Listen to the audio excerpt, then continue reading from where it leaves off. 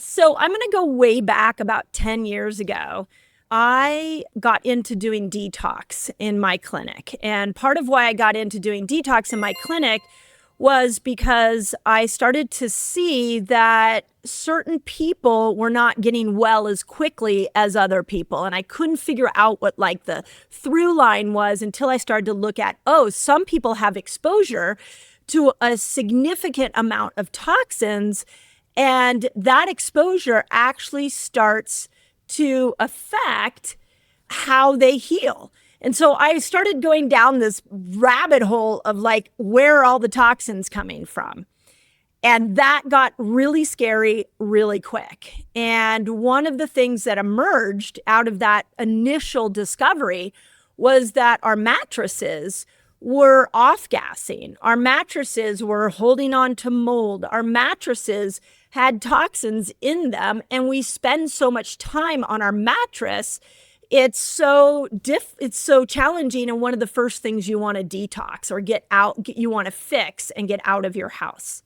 So through a toxic lens, can you talk to us a little bit about what's the problem with just walking into Sleep Train? I have nothing against that mattress store, but it is local to me.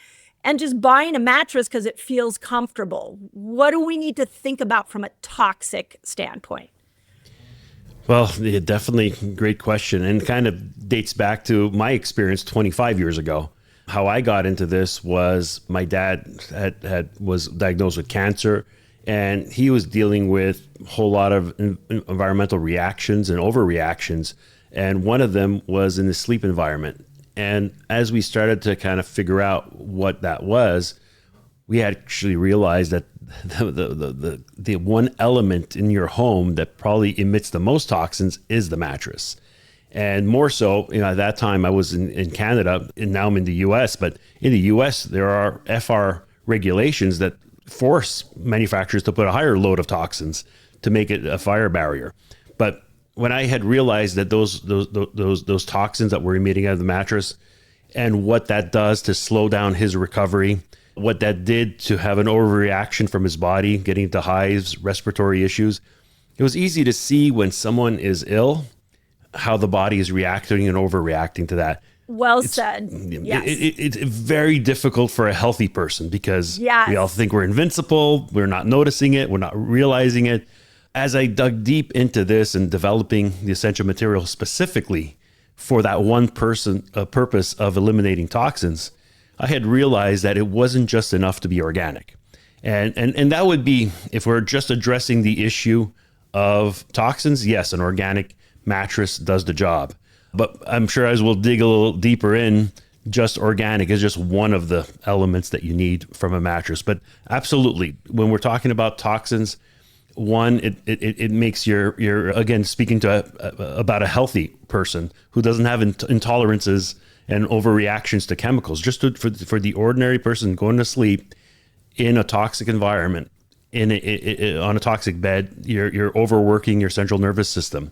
You're keeping it active, so it's not. Keeps you out of the slow wave cycles, which heal the body, heal the mind. So there's so much going on that we need during sleep that toxins prevent us from getting deep into that. And that's scratching the surface. That's the obvious stuff, but it impacts our hormones. It impacts so much of everything. And when you invited me to be on the podcast, it was actually kind of interesting because I started to look at some of our female athletes that we work with, some of the retired ones, and what they're going through when they get into their hormone change, right? In premenopausal and all that. So, and I'm looking at this and I realize that everything that I've been designing and building for Essentia, it's, how can I explain it? Men and women are obviously different.